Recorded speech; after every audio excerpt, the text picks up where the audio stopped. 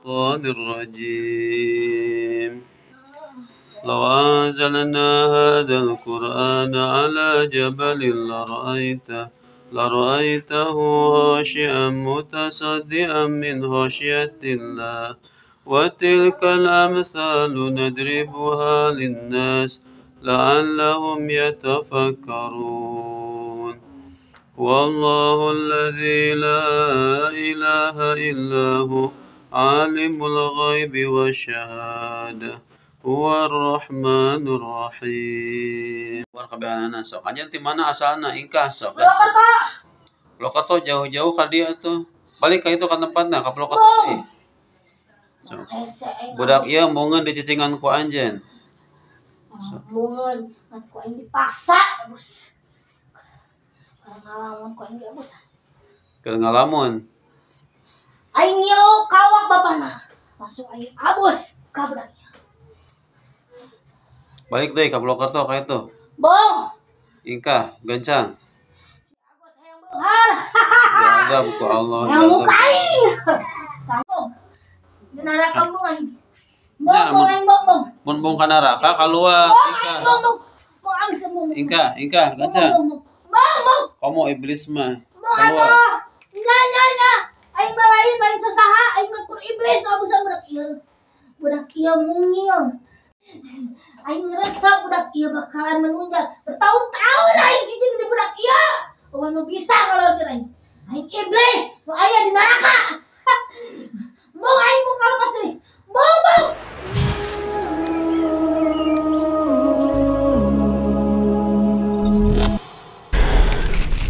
Bismillahirrahmanirrahim. Assalamualaikum warahmatullahi wabarakatuh. Alhamdulillahirabbil alamin. Wassalatu wassalamu ala asrofil anbiya'i wal mursalin wa ala alihi wa sahbihi ajmain. Alhamdulillah teman-teman sekalian, pada kesempatan yang berbahagia ini saya bisa kembali menjumpai teman-teman sekalian. Pada kesempatan ini saya ingin sedikit berbagi tentang pengalaman saya ketika meruqyah pasien-pasien saya. Di antaranya yang sebagaimana yang dilihat tadi ditayangkan tayangan videonya, bahwa di situ ada seorang perempuan ketika saya bacakan, sebetulnya videonya panjang sampai dia guling-guling sampai dia kayak menari-nari gitu ya. Itu saya ambil sedikit saja. Sebetulnya awalnya saya lagi meruqyah adiknya ya. Jadi selain ada wanita tadi, itu dia dalam ruangan di rumah saya. Di luar di teras itu ada adiknya, sama sedang kerasukan juga, sedang kesurupan juga. Nah, adik kakak ini juga ada satu lagi, jadi bertiga. Di rumahnya sering kesurupan, sering kerasukan. Nah, itu sebetulnya awalnya mereka baik-baik saja.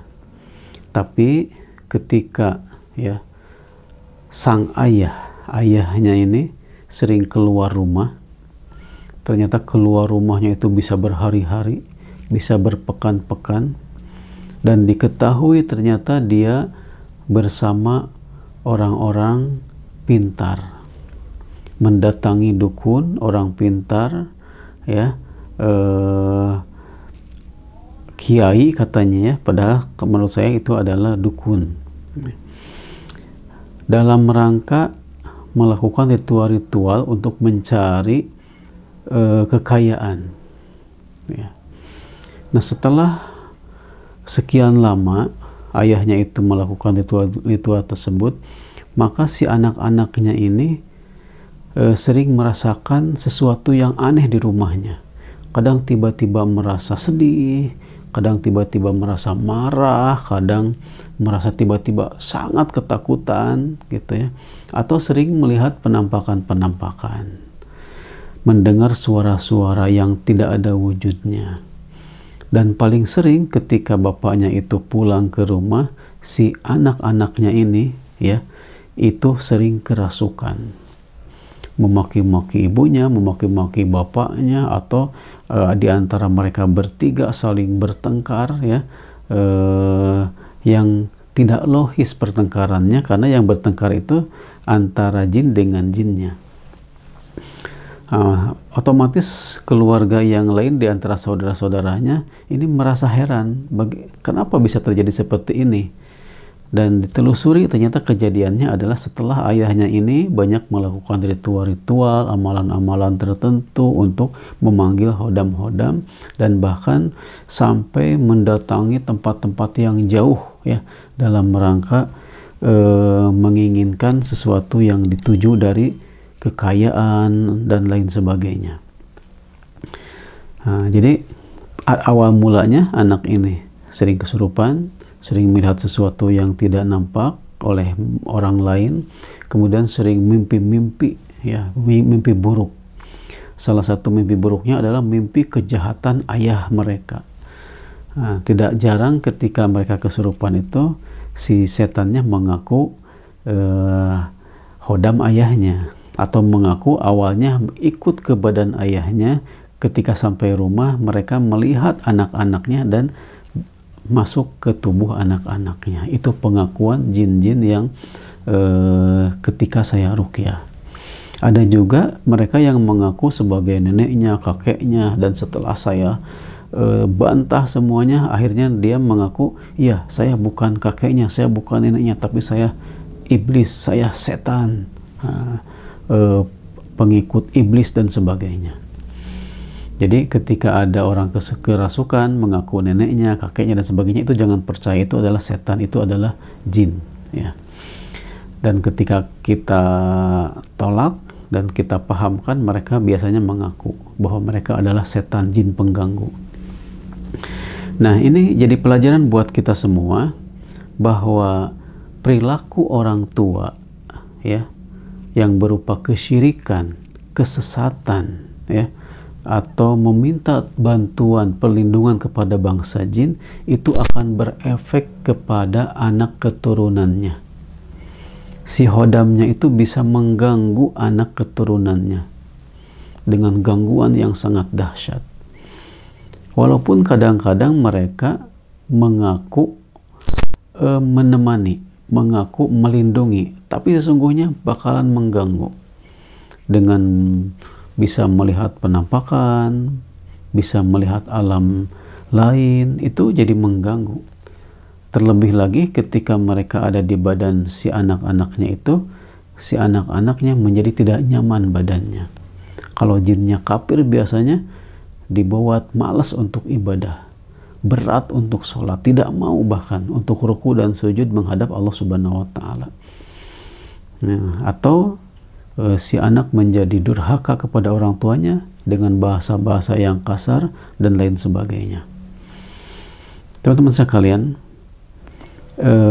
itu yang pertama, bahwa ketika orang tua itu melakukan sebuah kesyirikan atau ritual-ritual pemanggilan bangsa jin, setan, itu akan berdampak buruk kepada anak cucunya, karena si setan itu akan mengganggu anak cucunya.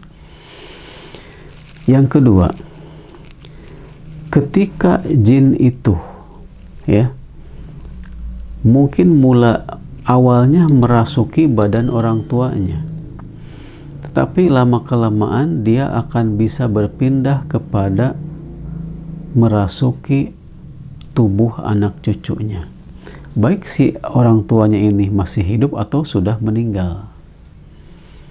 Karena setan itu ya sekehendaknya aja mereka berbuat. Nah, makanya ini harus benar-benar dijaga, jangan sampai kita terjerumus kepada kesyirikan, kesesatan. Kemudian yang ketiga tadi ya, ada pengakuan-pengakuan, mengaku neneknya, mengaku leluhurnya, mengaku kakeknya, itu adalah dusta, bohong.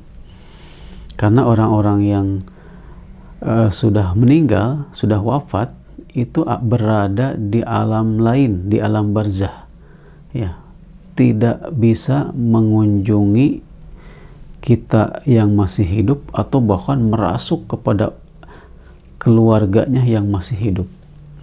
Mereka berada di alam lain, di alam barzah yang terhalang dengan dunia ya. kalaupun mereka datang dan bertemu dengan keluarganya, itu hanya bisa bertemu di alam mimpi. Itu bisa saja kalau di alam mimpi. Tapi kalau merasuk, minta kopi, minta rokok, dan lain sebagainya, itu adalah setan, itu adalah jin biasanya. Bukan leluhur kita, bukan keluarga kita yang sudah wafat, bukan. Itu harus diyakini. Yang keempat, ya, mereka tadi kan ada yang mengatakan saya sulit keluar, nggak bisa keluar. Itu bohong, itu dusta. Sebetulnya mudah bagi mereka untuk keluar, sebagaimana mudahnya mereka masuk ke dalam tubuh anak-anak tadi. Ketika mereka mengatakan sulit, kita katakan gampang, dan kita bacakan terus ayat-ayat Al-Quran, ayat-ayat ruqyah, ya, untuk mengusirnya, untuk memohon kepada Allah supaya Allah berkenan menghilangkan gangguannya, menghilangkan setannya. Teman-teman sekalian, ritual meminta pertolongan, meminta bantuan, ataupun apapun, ya, kekayaan, kewibawaan dan sebagainya, mendatangi dukun, paranormal, orang pintar, itu biasanya para dukun itu meminta bantuan kepada bangsa jin. Al-Quran telah mengisyaratkan hal tersebut. A'udzubillahi minasyaitonirrajim. Wa annahu kana rijalun minal ins ya'uduna birijalin minal jin fazaduhum rahaqa. Bahwa sesungguhnya ada di antara manusia itu, laki-laki di kalangan manusia, yang meminta perlindungan kepada laki-laki dari bangsa jin.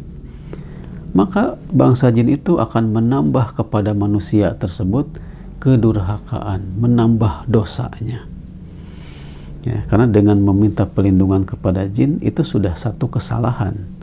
Dan jin itu akan semakin sombong, semakin angkuh, merasa lebih mulia daripada manusia karena diminta pertolongan dan perlindungan. Kemudian si manusia tersebut merasa lemah di hadapan bangsa jin itu, sehingga permintaan bangsa jin itu dia ikuti. Ya. Dia merasa lemah, merasa takut, bahkan akan diliputi kecemasan, kegelisahan apabila syarat-syarat permintaan jin itu tidak terpenuhi. Ya. Jadi dia merasa gentar. Yang seharusnya setan, jin itu gentar kepada kita sebagai manusia, malah manusia yang memohon perlindungan kepada bangsa jin, mereka semakin gentar, takut, gelisah. Nah itulah, dengan semakin takut, semakin gelisah, semakin gentar oleh bangsa jin, maka semakin banyaklah dosanya, kesalahannya, kesesatannya. Fazaduhum rahaqa. Maka setan-setan itu, jin-jin itu menambah kepada manusia tadi rohako, dosa.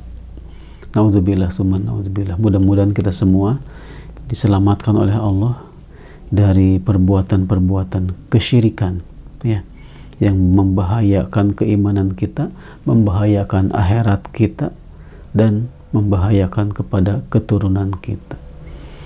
Mudah-mudahan kita semua bisa terhindar, diselamatkan oleh Allah Subhanahu wa taala dari keburukan-keburukan seperti itu. Fattakullah mastata'tum. Billahi taufiq wal hidayah. Wassalamualaikum warahmatullahi wabarakatuh.